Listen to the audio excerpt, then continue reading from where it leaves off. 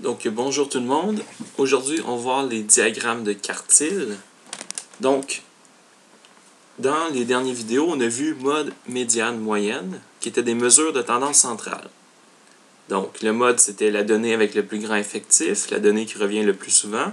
La moyenne, ça nous montrait le centre d'équilibre de nos données. Donc, c'est-à-dire, si on avait une note plus grande et une note plus petite, ça s'annulait pour nous donner une moyenne qui nous donne environ le milieu des données. Et on avait la médiane qui nous donnait le centre de position, c'est-à-dire la donnée qui est placée au centre dans nos données si on place les données en ordre croissant. Maintenant, ces trois outils-là nous permettent de voir les tendances centrales de nos données, mais ils ne nous permettent pas vraiment de voir la dispersion de nos données. Donc, quelque chose qu'on a vu pour voir la dispersion, on a déjà parlé d'étendue. Qu'est-ce que c'est une étendue? C'est la plus grande donnée moins la plus petite. Donc, si on parlait par exemple de l'étendue du groupe A, ça c'est les notes d'un minitest sur 10, et le groupe B, les notes d'un minitest sur 10. Le groupe A, l'étendue, ce serait 10 moins 1, la plus grande donnée moins la plus petite donnée, ce serait une étendue de 9. Donc, ça c'est le groupe 1.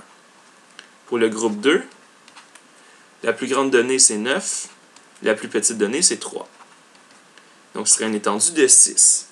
Donc, on voit ici que le groupe 1 a des données un peu plus dispersées que le groupe 2. Mais maintenant, est-ce que les données minimales et maximales sont les seules données qui nous permettent de voir la dispersion des données? Non. On va pouvoir calculer la dispersion des données et en fait la représenter graphiquement grâce au diagramme de quartile. Donc, je vous explique comment on fait un diagramme de quartile. Pour faire un diagramme de quartile, vous devez savoir comment faire une médiane. Donc, diagramme de quartile. Donc, dans le mot quartile, il y a un mot que vous connaissez déjà qui est quart. Donc, on va séparer nos données en quarts. On va les séparer en 4 morceaux égaux, en 4 parties égales. Lorsque je parle des 4 parties égales, je veux dire des effectifs égaux.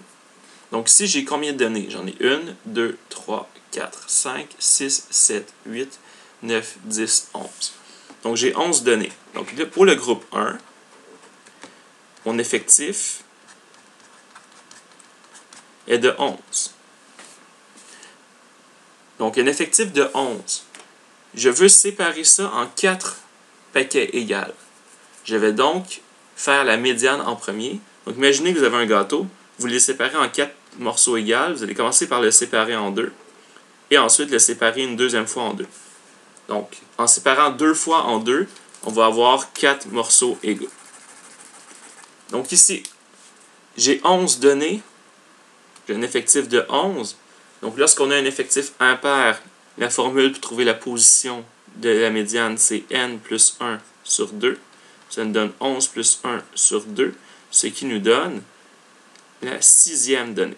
Donc, c'est la 6e donnée qui m'intéresse. Donc, 1, 2, 3, 4, 5, 6. Ici, j'ai trouvé ma 6e donnée. Et ça, c'est ma médiane. Donc, la médiane,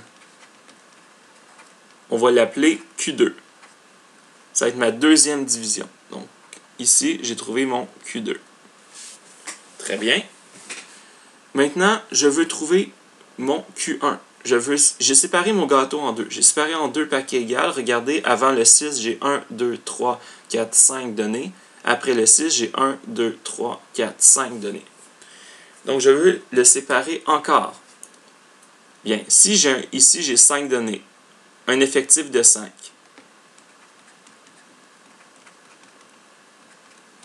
Donc, ici, dans la première partie, j'ai un effectif de 5. La formule n plus 1 sur 2 va me donner 5 plus 1 sur 2, ce qui va me donner la 3e donnée. Donc, il me faut la 3e donnée. 1, 2, 3, c'est ma 3e donnée ici. Et la 3e donnée ici, on va l'appeler Q1. Même chose, j'ai 5 données, ça va être la 3e qui m'intéresse. Ça va être la 3e ici, que je vais appeler Q3. Et là, si on regarde bien, j'ai trouvé 3 divisions, donc Q1, Q2 et Q3. Avant Q1, j'ai combien de données? J'en ai 2. Après Q1 et avant Q2, entre les deux divisions ici, j'en ai combien de données? J'en ai 2. Entre Q2 et Q3, j'ai 2 données. Et après Q3, j'ai 2 données aussi. Donc, à partir de mes données de départ, j'ai réussi à faire 3 divisions, 3 coupures, qui ont séparé mes données en 4 paquets égaux de 2 données. On va faire la même chose pour le deuxième. Le groupe 2. Je peux vous écrire ça. Donc ici, si je l'écris, le Q1, j'ai trouvé que c'était 2. Le Q2, j'ai trouvé que c'était 6. Et le Q3, j'ai trouvé que c'était 10. Donc je regarde. Mon Q1, j'ai trouvé 2. Ici. Mon Q2, j'ai trouvé 6. Et mon Q3, j'ai trouvé 10. Donc j'ai trouvé mes 3 quartiles, mes 3 divisions qui vont me permettre de faire un diagramme tout à l'heure. Je vais maintenant faire le groupe 2. Le groupe 2 a un effectif de combien? 1, 2, 3, 4, 5, 6, 7, 8, 9, 10, 11, 12, 13, 14, 15, 16. Le groupe 2, on voit ici qu'il a un effectif de 16. Donc, très bien. Quand j'ai un effectif de 16, groupe 2, un effectif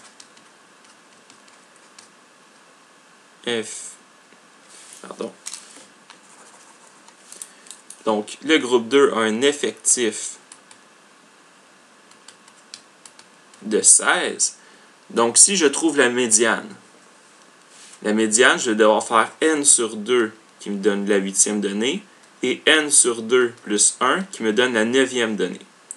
Donc, pourquoi? C'est un effectif pair. Je dois prendre les 2 données centrales et faire la moyenne entre les deux. Donc, je regarde. Ma 8e donnée, où est-elle? 1, 2, 3, 4, 5, 6, 7, 8. Ça, c'est ma 8e donnée. Ma 9e donnée, elle est ici. Et donc, je vais faire la moyenne entre les deux. Donc, j'ai séparé. J'ai fait la moyenne entre les deux. Ça me donne 6. Donc, ça ici, ce que j'ai trouvé, qu'est-ce que c'est? On va l'appeler Q2, c'est notre médiane. Le Q3 ici, je vais l'écrire en haut pour qu'on se mélange moins. Donc, mon 10 ici, c'était le Q3. Bon. Donc là, j'ai trouvé le Q2. Si on regarde, avant ma ligne de Q2, avant ce 6-là, j'ai combien de données? 1, 2, 3, 4, 5, 6, 7, 8. Après cette ligne-là, après le Q2, j'ai combien de données? 1, 2, 3, 4, 5, 6, 7, 8. Donc, j'ai bien séparé en 2 paquets égaux. Même chose, ici, j'ai combien de données? J'en ai 8. Donc, je vais devoir séparer en 2. Comme c'est un effectif pair, 8 données. Je fais la moyenne entre 4 et 5 qui me donne 4,5. Donc, j'avais 8 données. N sur 2 donne 4. N sur 2 plus 1 donne 5. Je prends la 4e donnée, la 5e donnée. Je fais la moyenne entre les deux. Ça me donne 4,5. Donc, ça ici, ça va être mon Q1. Et même chose, j'ai 8 données. Je les sépare en 2. Je fais la moyenne entre les deux. Parce que c'est un effectif pair, donc on prend les 2 données de centre, on fait la moyenne. Ça me donne 7,5. Et ça va être mon Q3. Donc si on regarde, ici j'avais des effectifs pairs, donc ça l'a donné que j'ai dû faire la même méthode 3 fois. Et si on regarde, avec mes données de départ, j'ai trouvé 3 quartiles. Le premier quartile, c'est 4,5. On n'arrondit jamais. Vous n'arrondissez pas les quartiles. C'est la valeur précise que vous avez trouvée que vous devez utiliser. Donc, Q1, 4,5, Q2, 6, Q3, 7,5. Avant 4,5, on a 4 données. Entre Q1 et Q2, on a 4 données. Entre Q2 et Q3, on a 4 données. Et après Q3, on a 4 données. Donc, nos données, on les a séparées en 4 paquets égaux de 4 données. Et donc, on peut conclure que pour le groupe 2, notre Q1, c'était 4,5. Notre Q2, c'était 6. Et notre Q3, 7,5. Et là, ce qui est intéressant, c'est ce qu'on peut dessiner comme diagramme avec ceci. Donc, pour faire le diagramme, vous avez besoin d'un élément principal. Je vais essayer de mieux le tracer, pardon. Donc, vous avez besoin d'un élément principal qui est un axe. Donc, prenez votre crayon, vous faites une ligne bien droite. Pardon.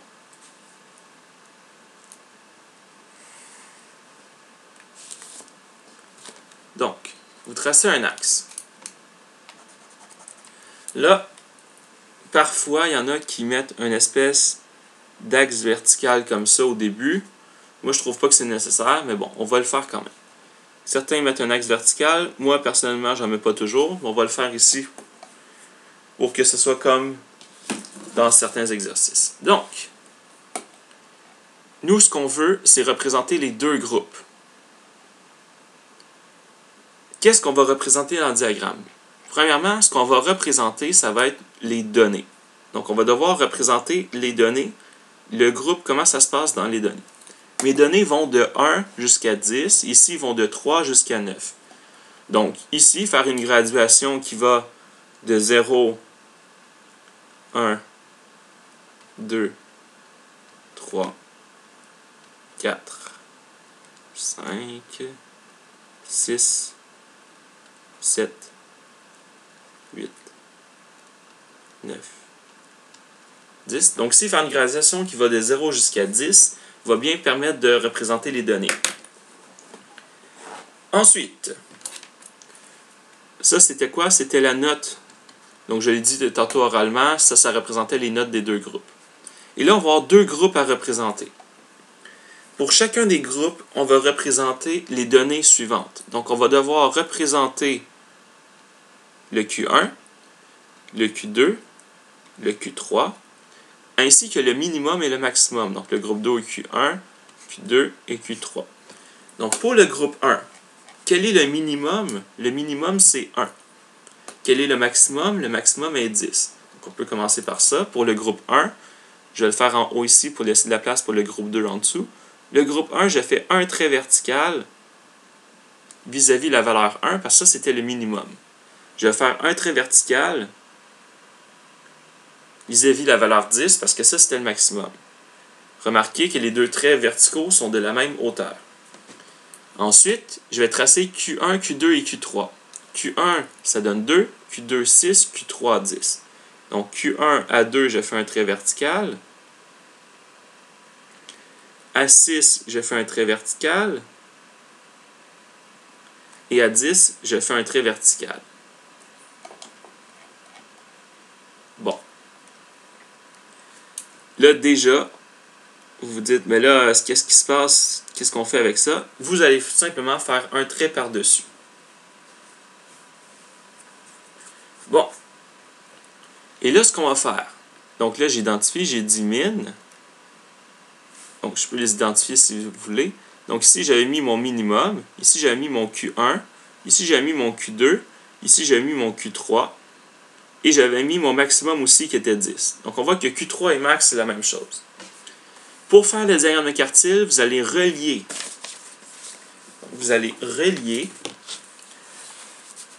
Le Q1, Q2, Q3 à l'aide d'une boîte. Donc, vous prenez votre règle.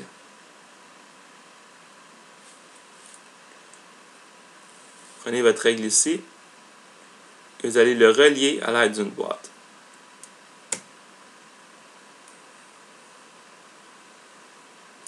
Donc, pardon.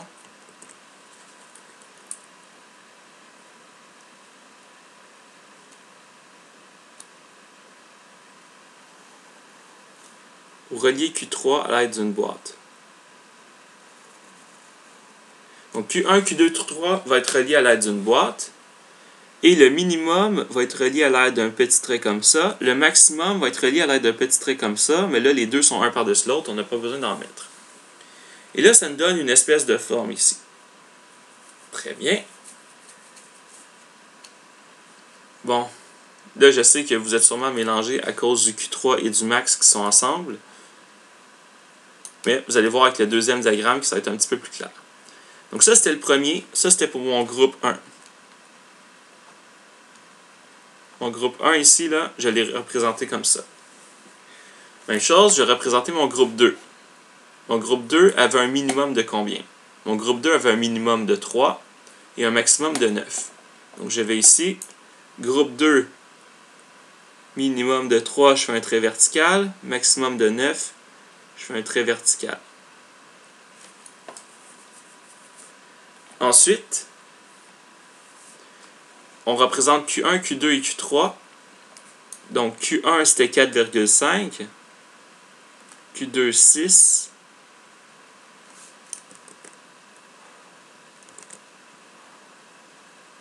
et Q3, c'est 7,5.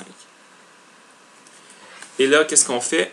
Donc là, ici, j'ai mis mon minimum, mon Q1, mon Q2, mon Q3 et mon maximum. Qu'est-ce que je vais faire? Je vais faire une boîte avec les Q1, Q2, Q3.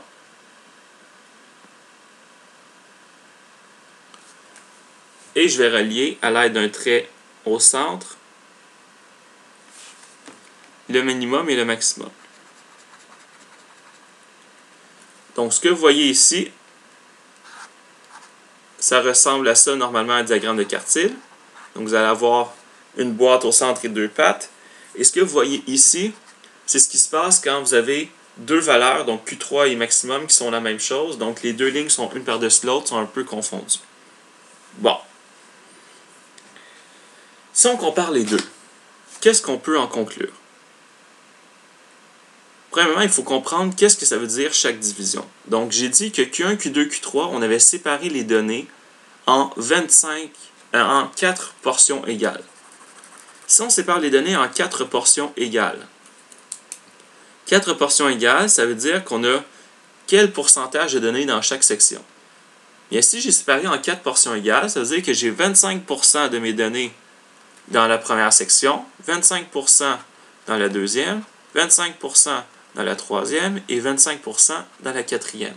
Même chose ici, j'ai 25% ici, 25% ici, 25% ici.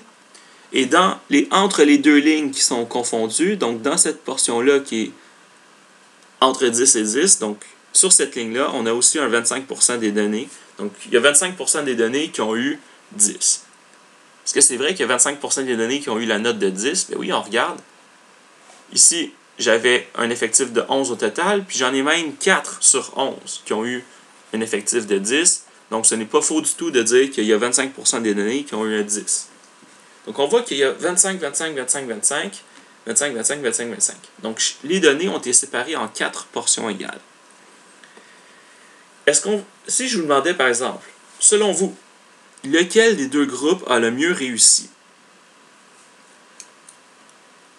Lequel des deux groupes ici a le mieux réussi? Voici le genre de conclusion qu'on pourrait dire.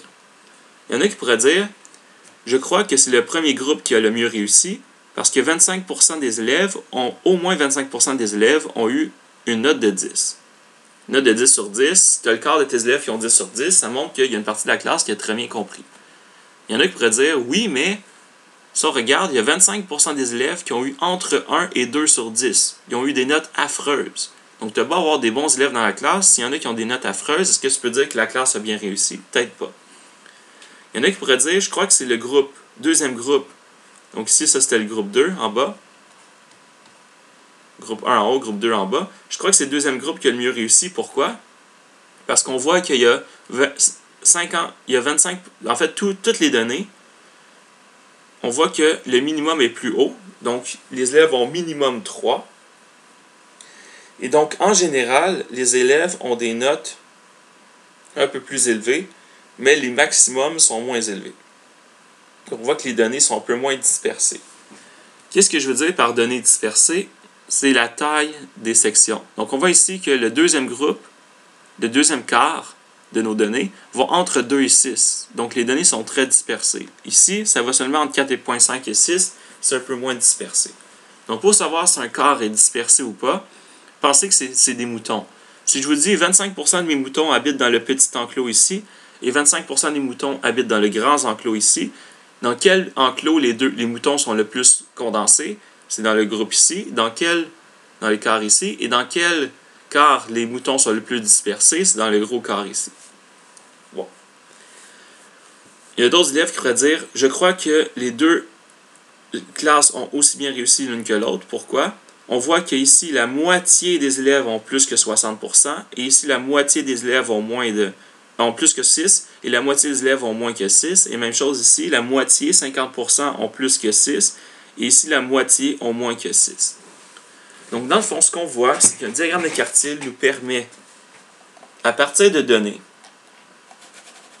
de représenter la dispersion de nos données, donc voir quelles parties de nos données sont condensées. Donc, on voit ici que les données sont très condensées dans les valeurs maximales parce qu'il y a plein de gens qui ont 10 sur 10. Donc ça fait un quart qui est très condensé, il est tellement condensé qu'on ne le voit même pas parce que les deux lignes sont collées. On voit ici qu'il y a des quarts qui sont plus dispersés. Donc les quartiles nous permettent de représenter la dispersion des données. Ça nous permet aussi de comparer deux groupes ensemble de façon très visuelle. Je vous donne un exemple. Vous n'avez même pas besoin de voir de chiffres pour comprendre c'est quel groupe qui a le mieux réussi. Si je vous dis que les deux groupes sont comme ça,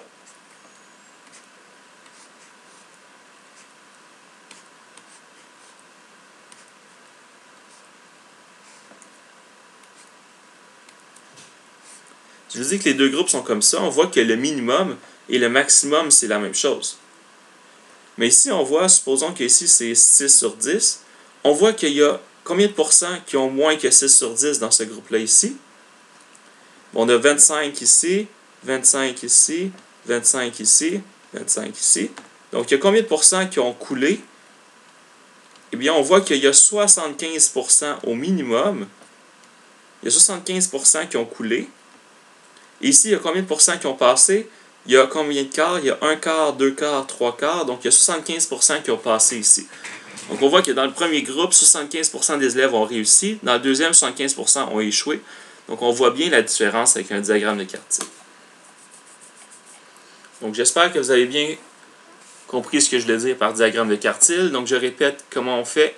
Avec nos données, on fait la médiane 3 fois. Donc, on fait la médiane une première fois pour séparer nos données en deux, ça nous donne un Q2. Ensuite, la portion des données avant le Q2, on fait encore la médiane. Et les données après le Q2, on fait une médiane. Même chose ici, j'ai séparé un Q2 en premier. Avant le Q2, j'avais 8 données, j'ai fait la médiane. Après le Q2, j'avais 8 données, j'ai fait la médiane. Et une fois qu'on a les trois quartiles Q1, Q2, Q3, on peut tracer le diagramme. Donc, on trace le minimum, on trace le maximum, on trace Q1, Q2, Q3 qu'on relie avec une boîte et on fait des petites lignes pour relier minimum, maximum. Donc, si j'ai tracé minimum, maximum, Q1, Q2, Q3, on relie en boîte et on fait les deux lignes pour relier minimum, maximum. Donc, j'espère que vous avez apprécié cette vidéo. Bonne étude, bonne chance pour votre examen bientôt. Et pour les autres qui n'ont pas d'examen nécessairement, eh bien, bonne chance dans la vie tout court.